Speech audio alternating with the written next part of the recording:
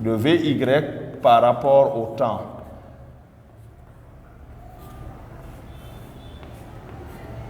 Et Vy, c'est 9,8t.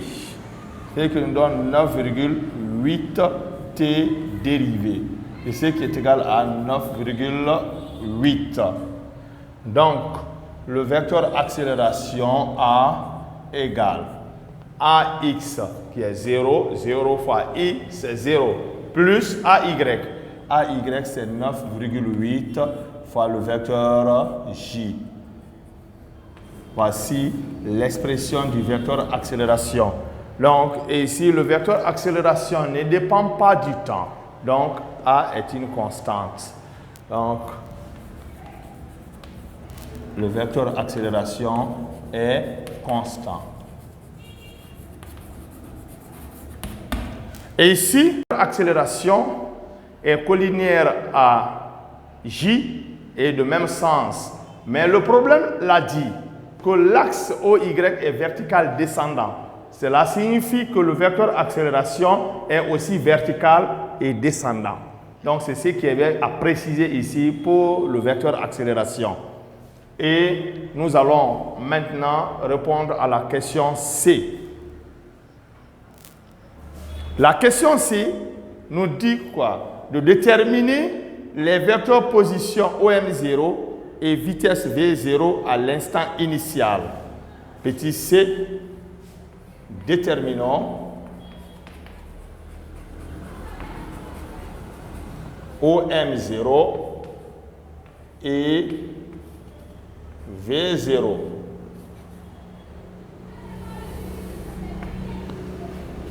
Comment déterminer OM0? OM0 à l'instant initial, à t égale à 0, quelles sont les équations horaires? En prenant l'expression de x égale à 3t plus 2, remplaçons t par 0. On obtient x égale 3 fois 0, qui est 0, plus 2. Donc, x égale 3 fois 0 plus 2. Et ceci est égal à 2. Et y égale à 0. Donc, pourquoi 0? Parce que c'est 4,9 fois 0. Donc, on peut écrire OM0 vecteur égal à t égale à 0, x c'est 2. On aura 2 fois i plus 0 fois j. Donc, OM0 égale à 2i. Voici l'expression du vecteur position à l'instant initial. Du vecteur vitesse à l'instant initial. Nous pouvons donner les coordonnées du vecteur vitesse qui sont Vx égale 3 et Vy égale 9,8t. C'est ce que nous avions trouvé ici précédemment. Et à t égale à 0, on peut dire maintenant que V0 égale V0 a pour coordonnées à t égale à 0, V0x égale à 3 et V0y égale 9,8 fois 0. C'est ce qui nous permet d'écrire V0 a pour composante V0x égale à 3 et V0y égale à 0. Donc, nous pouvons écrire le vecteur vitesse V0 égale V0x fois i qui est 3 fois i.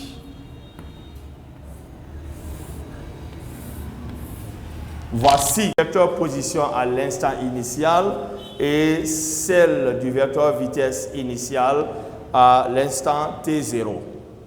Nous allons et montrons qu'un tel mouvement peut s'écrire sous la forme XOM, vecteur OM égale 1 demi de A, vecteur A fois t carré, plus vecteur V0 fois t, plus le vecteur OM0.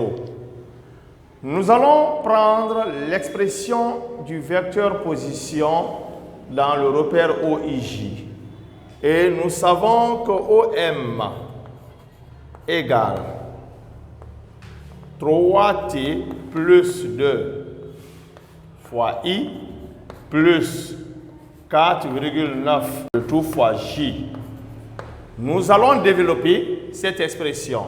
Le vecteur OM égale 3T fois I plus 2 fois I plus 4,9T carré fois J.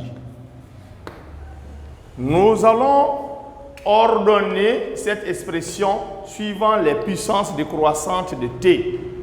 Nous avons OM égale, je prends la puissance 2 de T, j'ai 4,9 fois J, plus, ensuite, le degré 1, 3T fois I, plus 2 fois I. Mais 4,9 là, je peux écrire ça autrement. Lorsque je regarde le vecteur accélération, c'est 9,8 et la moitié de 9,8 c'est 4,9. Donc je peux écrire OM, le vecteur OM égale 1,5 fois 9,8 parce que 1,5 de 9,8 c'est ce qui donne 4,9. Donc ça ne change à rien. Je prends T, je le lève au carré, fois J, plus fois I, plus 2 fois I. Je vais essayer, comme la multiplication ici est commutative, je peux écrire OM égale 1,5, entre parenthèses, voici 9,8 et J. Je peux écrire 9,8 J fois le vecteur J, le tout fois T au carré, plus, je peux permuter, j'ai 3I, le tout fois T, plus 2I. Et on remarque quoi? Que 9,8 or 9,8 J, c'est ce qui est égal à A.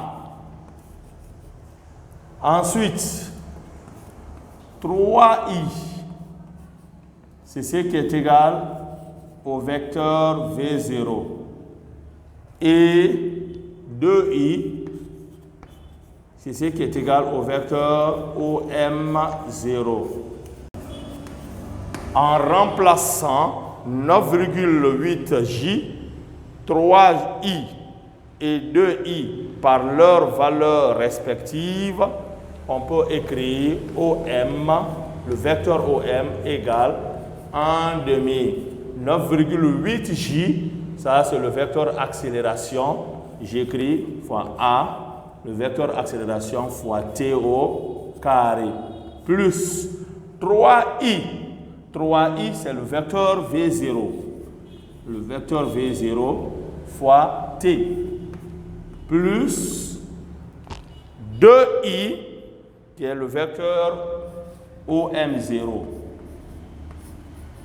Donc, vous avez ici le vecteur position OM qui peut être écrit sous cette forme que vous avez ici. Et c'est que vous deviez retenir ici de la résolution de cet exercice. Mais je vais juste augmenter, déterminer l'équation de la trajectoire si cela était demandé. Et pour cela, il suffit juste de tirer T dans la première équation et de remplacer dans la deuxième équation. Terminons l'équation de la trajectoire de ce mobile.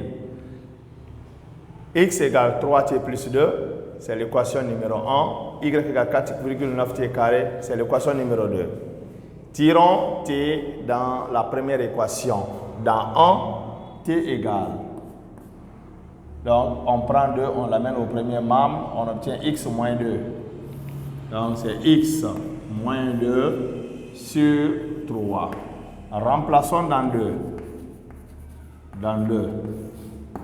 Dans 2, nous avons y égale 4,9 facteur de t carré. Donc, j'ai x moins 2 sur 3, le tout au carré. Et ici, j'ai 4,9 sur 3 au carré, ça me fait 9, je fais sortir. Et là maintenant, j'aurai x moins 2, le tout au carré. Vous avez ici une identité remarquable, a moins b, le tout au carré, qu'on peut développer. Y égale 4,9 sur 9, x au carré, moins 2ab. 2 fois x, ça fait 2x fois 2, fait moins 4x. Plus 2 au carré me donne 4. Voici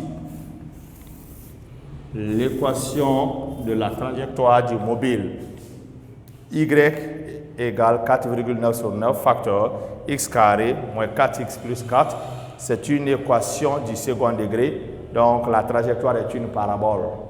Mais ici, nous ne pouvons pas dire que la concavité est tournée vers le haut. Elle est tournée vers le bas parce que tout simplement, Y n'est plus ascendant, mais Y est vertical descendant. Donc, la concavité est tournée vers le bas. Et vous pouvez avoir juste une idée de ce qu'on peut représenter. Voici les axes OX. X est horizontal, Y est vertical descendant. Voici l'axe OY. Et là, les vecteurs unitaires, je peux les représenter.